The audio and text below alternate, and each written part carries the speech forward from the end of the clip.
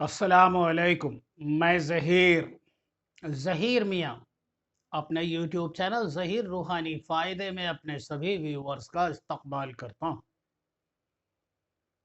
لاکھوں کروڑوں درود و سلام نبی کریم رؤوف الرحیم صلی اللہ تعالی علیہ وآلہ وسلم اور ان کے اہل بیت پر۔ تو ذکر ہو رہا تھا نبی کریم صلی اللہ علیہ وآلہ وسلم کی بعثت کا۔ یہ وہ ماہ مبارک ہے جس میں 12 ربیع الاول کو آقا دو جہاں سرور کونین اس دنیا فانی میں آپ کی تشریف آوری ہوئی، اور ہمیں مذہب اسلام دین محمدی معاصر آیا، اور ساتھ ہی ساتھ دین محمدی کی شریعت بھی آقا دو جہاں سرور کونین نے بتائی۔ سب سے پہلے یہاں قابل ذکر چیز یہ ہے کہ جب آقا دو جہاں سرور کونین کی پیدائش ہوئی، اس چیز پر یہ بات یہاں زیر ذہن رکھیے کہ یہود مدینہ المنورہ میں آ کر پہلے سے آباد تھے، جن کی کئی ایک پیڑھیاں وہاں گزر گئی تھیں، جبکہ مدینہ المنورہ نہ ہی کوئی کاروبار کا مرکز تھا اور نہ ہی کوئی ایسی جگہ تھی جہاں سے تجارتی کاروان، تجارتی قافلے گزرتے ہوں۔ لیکن ان کی کتابوں میں یہ بات درج تھی کہ نبی آخر الزماں اللہ تبارک و تعالیٰ کے آخری نبی یہاں پر آ کر قیام پذیر ہوں گے۔ جب مکہ المکرمہ میں آپ کی پیدائش ہوئی تو یہودیوں کو اس بات کی نشاندہی تو ہو گئی کہ آسمان کے تارے زمین کے نزدیک آ گئے اور زمین روشنی سے بھر گئی، حتیٰ کہ وہ روشنی اتنی زیادہ تھی کہ قیصر و کسریٰ کے محل نظر آنے لگے، اور ایک کاروبار کرنے والا شخص شموئیل جس کا نام تھا، وہ مکہ کے سفر پر تھا۔ آیا مکہ میں آ کر اسے حضرت عبد المطلب کے گھر ایک بچے کی پیدائش کا ذکر ملا، جس پر بہت بڑی آقا دو جہاں کے دادا حضرت عبد المطلب نے دعوت کی، لوگوں کو مدعو کیا، اور کچھ ایسی نشانیاں بھی لوگوں نے بتائیں کہ اسے یہ شک ہی نہیں، یقین ہوا کہ نبوت حضرت اسحاق علیہ السلام کی نسل میں جو چلی آ رہی تھی، جس میں کم و بیش 25 انبیاء المرسلین گزرے تھے، وہ حضرت اسماعیل علیہ السلام کی نسل میں منتقل ہوئی، اور قریش کے گھرانے میں آقا دو جہاں سرور کونین کی پیدائش ہوئی۔ یہ بات اس نے جا کر اپنے ربی، اپنی قوم کے پیشوا کو بتائی، اور آقا دو جہاں کے زمانے میں اس کو یہ حکم ہوا، اس کے قوم کے رہبر نے اس سے کہا کہ جاؤ اس بچے کے بارے میں پتہ کرو کہ کیا یہ مہر نبوت کے ساتھ پیدا ہوئے ہیں۔ تو یہ بات ذہن میں رکھیے، جس طرح آقا دو جہاں کی مخالفت کرنے والے آپ کی پیدائش کے وقت سے سرگرم تھے، حتیٰ کہ آج بھی ہیں۔ اس نے بہت سی عورتوں کو کرائے پر رکھا کہ وہ گھر گھر جا کر، پہلے پرانے زمانے کا رواج تھا کہ عورتیں گھر گھر آ کر مانگتی اور بچے کو گود میں لے کر دعا کرتی، اور لوگ اپنے بچے کے نام پر صدقہ وغیرہ کیا کرتے تھے۔ ان عورتوں نے بڑی کوشش کی۔ ادھر کا واقعہ یہ ہوا کہ حلیمہ سعدیہ رضی اللہ تعالی عنہا، جن کے کہ خود کا اپنا ایک بیٹا تھا عبداللہ، جب انہیں پتہ لگا کہ قریش کے گھرانے میں ایک بچے کی پیدائش ہوئی ہے تو آپ وہاں آئیں۔ آپ جس اونٹنی سے آئی تھیں وہ اونٹنی بے حد کمزور اور لاغر تھے، بے حد نحیف تھی۔ اس پر بیٹھ کر حضرت حلیمہ سعدیہ رضی اللہ تعالی عنہا نے، ان کے شوہر اور آپ کے नौमौलूद बच्चे ने सफ़र किया, बड़ी मुश्किलों से सफ़र गुज़रा। आखिर वक्त में जब ये मक्कतुल मुकर्रमा से कुछ दूर रह गए तो आपके पास जो पानी था वो ख़त्म हो गया। इत्तफ़ाक़ की बात थी कि शमूएल उधर से गुज़र रहा था, उसने इन पर तरस खाकर इन्हें पीने के लिए पानी दिया। और तब आपने बताया कि क़ुरैश के घराने में एक बच्चे की पैदाइश हुई है, जिसके जिसको क्योंकि उनकी वालिदा साहिबा को मुनासिब दूध नहीं है, इसलिए मैं दाया का काम करने के लिए उस बच्चे को दूध पिलाने के लिए जा रही हूँ कि वो मुझे मुंतखब कर लें। और अल्लाह की मशीयत कि आप आईं। हज़रत हलीमा सादिया रज़ियल्लाहु ताला अन्हा एक बावक़ार नेक किरदार नेक सीरत मोमिना थीं। उनके किरदार में अल्लाह तबारक व तआला ने ख़ुसूसियत रखी थी कि आक़ाए दो जहाँ सरवर कौनैन ने आपके दूध को पसंद फरमाया और नोश भी फरमाया। हत्ता कि इतना था कि घराना क़ुरैश ने हज़रत हलीमा सादिया रज़ियल्लाहु ताला अन्हा को के सुपुर्द आक़ाए दो जहाँ को कर दिया।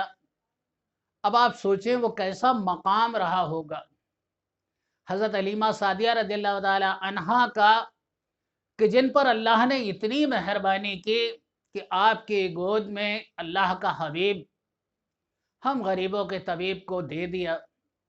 वो क्या मुबारक घड़ी, वो क्या मुबारक वक्त रहा होगा कि आपने अपने सीना मुबारक से उन्हें दूध पिलाया। और मेरे आक़ाए दो जहाँ की इतनी कम उम्री में भी आप उनकी एक खुसूसियत पर भी तवज्जो फरमाएं कि आप अपने दाया माँ के एक ही पिस्तान से दूध पीते थे और दूसरे पिस्तान से दूध नोश न फरमाते, क्योंकि आपके रज़ाई भाई अब्दुल्ला उनके लिए छोड़ दिया करते थे। यहूदियों ने आपको तलाशने की बहुत कोशिश की, हत्ता कि उन्हें ये बिल्कुल मुकम्मल तौर से मालूम हो गया कि नबूवत अब मुंतकिल हो के कुरैश के घराने में चली गई है। और कुछ औरतों ने हज़रत हलीमा सादिया रज़ियल्लाहु ताला अन्हा के घर में जाकर बच्चे की तहक़ीक़ करनी चाहिए, लेकिन इत्तफ़ाक़ था कि हज़रत हलीमा सादिया रज़ियल्लाहु ताला अन्हा ने देख लिया और उन औरतों को भगाया।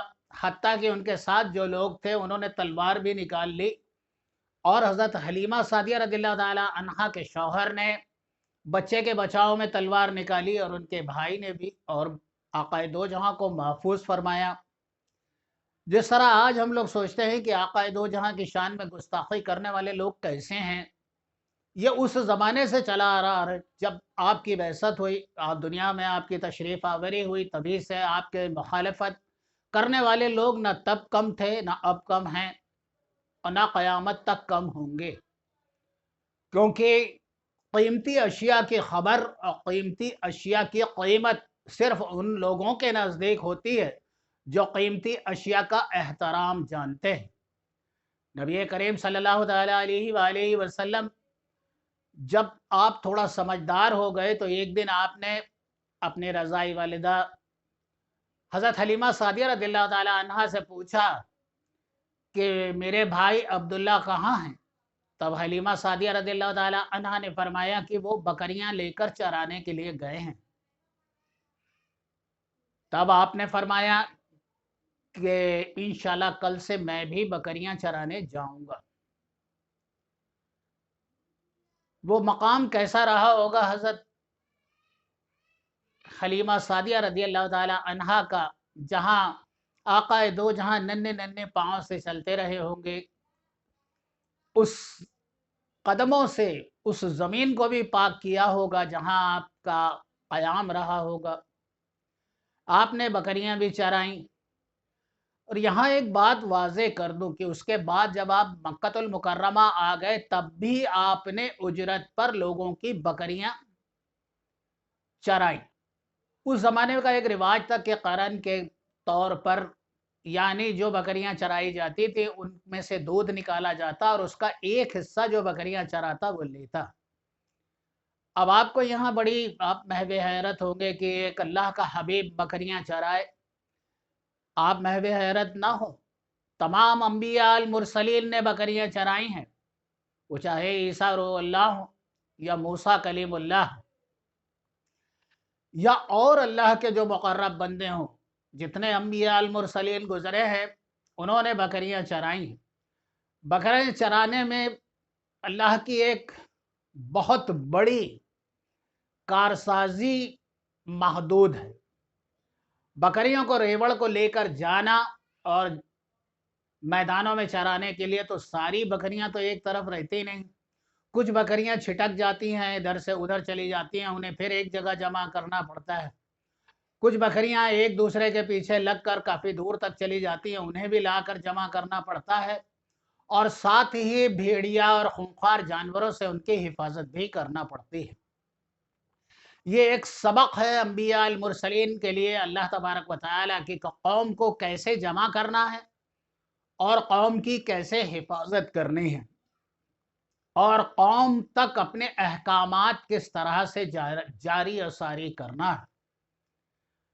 ये मेरे आका दो जहां के बचपन का एक छोटा सा वाक़या है। अब मैं आपको आज का वजीफ़ा बताता हूँ। आज का वजीफ़ा मैं आपको जो बता रहा हूँ, आज के दौर में ज़्यादातर वालिदैन को एक शिकायत है कि उनके बच्चे बहुत ज़्यादा शरारती हो गए हैं।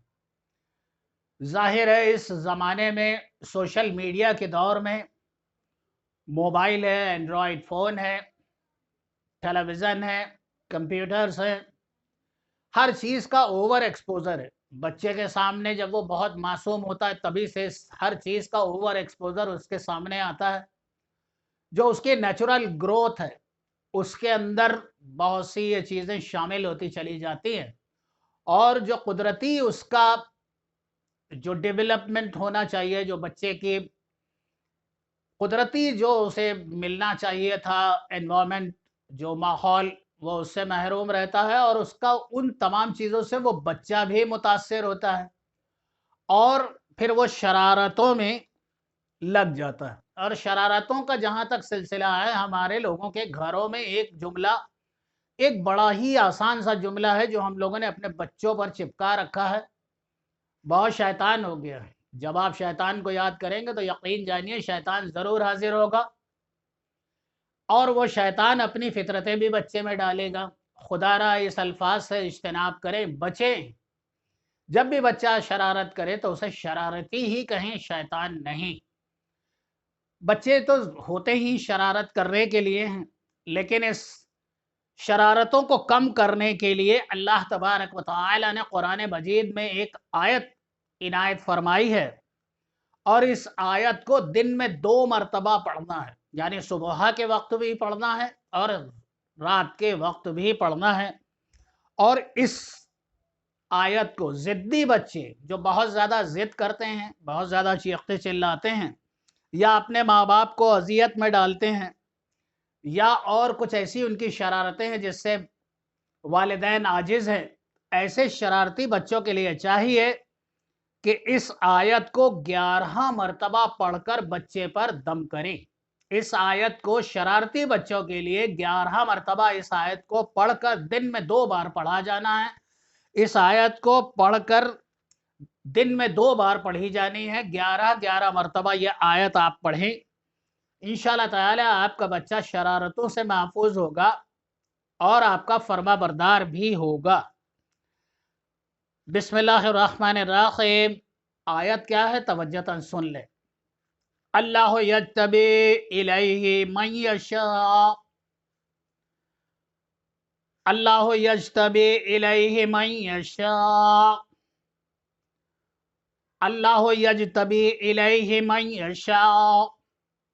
और ये कहाँ से ली गई है, इसका हवाला भी मैं आपको बता देता हूँ। पारा नंबर 25, पारा नंबर 25 और सूरह शुआरा, सूरह का नाम है अश-शुआरा, और आयत नंबर है 13, आयत नंबर है 13।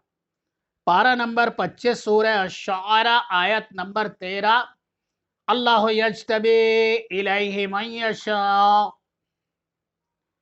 इस आयत को 11 मरतबा पढ़ना है सुबह के वक्त, 11 मरतबा पढ़ना है शाम के वक्त, اور اپنے بچے پر دم کریں، انشاءاللہ تعالی آپ کا بچہ شرارتوں میں کمی بھی لائے گا، ختم بھی کرے گا، اور آپ کا فرما بردار بھی ہوگا، اور اس کے معنی بھی آپ سمجھ لیں۔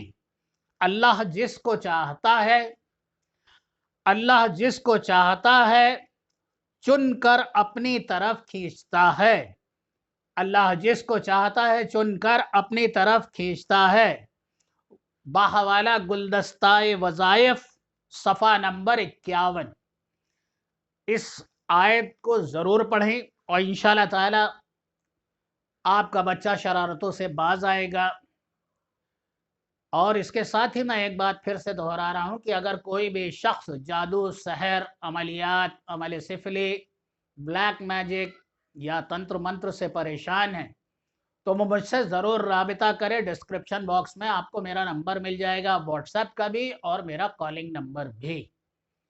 اللہ تبارک و تعالی سے میری دعا ہے کہ اللہ تبارک و تعالی ہم سب کے بچوں کو شرارتوں سے دور رہنے والا، علم کو پسند کرنے والا اور اپنے والدین کا فرما بردار بنا دے، آمین یا رب العالمین۔